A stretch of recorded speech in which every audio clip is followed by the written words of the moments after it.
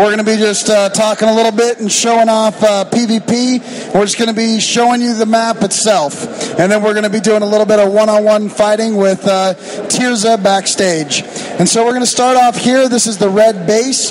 And we're going to run over here real slow over to the trebuchet. Now, the trebuchet is a really important part of the PvP map. Now, the big thing is we have secondary objectives on all of our PvP maps.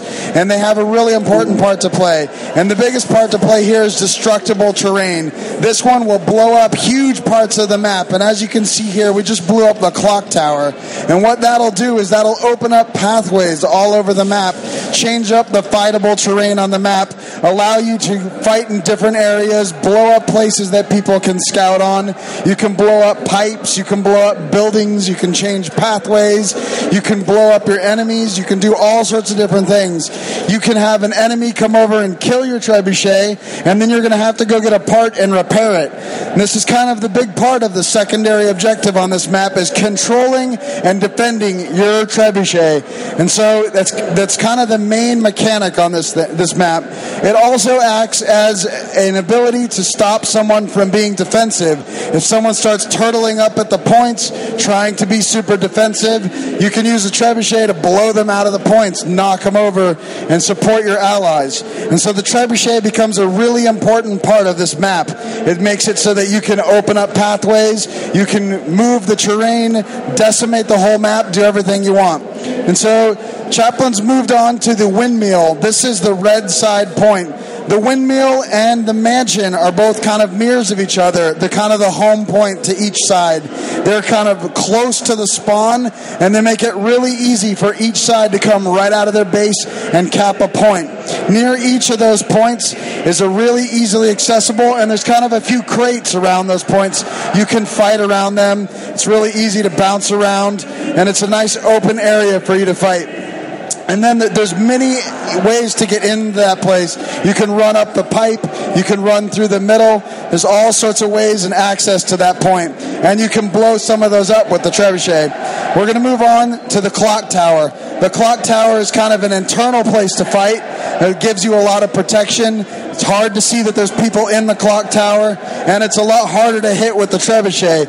It's going to take at least one hit to blow up the walls, and then once it takes some real skilled shots with the trebuchet to land them inside the clock tower. Once you're inside the clock tower, people from inside or out can break the windows. When the windows are broken, you can go in and out of the clock tower with skills that can teleport you or jump, or you can jump up and down on the boxes. From the outside of the clock tower, you can see almost the whole map, and so it becomes a real good scouting position. And then you can also jump off the clock tower to kind of make quick maneuverabilities all over the map. So it kind of acts as a central location for the whole map, allowing it to be a really powerful point to control. And so through these kind of 3 points, there acts a lot of strategic advantage on this map. We've seen a lot of different strategies in this map. People will take 4 or 5 players and push around the points and create a lot of really powerful tactics of holding one point and making really power fights. Or players will split up and attack all the objectives on the map, killing the catapults, controlling the enemies all over, collapsing, and pushing the objectives at all different points. And a lot of these different tactics really open the depth of the tactics on this map. And so now we're going to see a little bit of fighting between Tirza and Chaplain. Chaplain's set up as a guardian here. Guardians' kind of special ability is they have virtues. Virtues have passive abilities and active abilities. The passive abilities give them a lot of bonuses just while they're standing around unused. The active abilities give them those same bonuses but magnified, and they also give it to all of their allies around. And so you can use these in multiple ways to kind of double up on your powers, or you can use them to support your allies. So you can kind of blow all of your abilities for maximum offense or to protect yourself and your allies. It really gives the duality to the Guardian and allowing him to push the offense when he needs.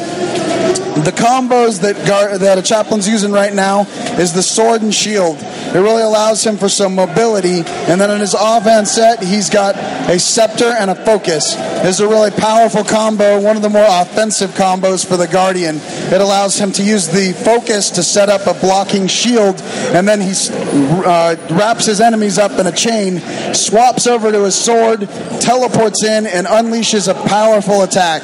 This spike is really hard to deal with and really powerful, and as you can see, Tirza fell quick to it. And so one of these things is, the big cool thing about Guild Wars is you can really build your characters in a lot of different ways. You could build the Guardian to be a very kind of defensive support character. You could bring a staff. You could run around, support your allies, remove conditions, put walls down, really protect people. You can also build the Guardian as an offensive character like Chaplain did here. You could build the character as a very tanky character. You could take mace and shield, and you can take the hammer, put up wards, knock players back, stun characters, do lots of different things like that. Really kind of one of the goals that we're trying to do at Guild Wars is have all the characters have the ability to build lots of different builds and really have a lot of diversity in the things that you can do. Now the Ranger has a lot of things that we've been playing around with. One of the things that he does really well is he's got a lot of range. He can do a really powerful ranged attacks. His pet can do a lot of damage, keeping you at distance. And one of the cool things about the Ranger is once you get him down, he can use his pet to resurrect himself. And so you have to finish a Ranger off. Downed mechanic is really important in PvP. If you do not finish a character off, he can get back up. An ally can come up and resurrect him just by getting up to him and using the interact key, which is bound to F.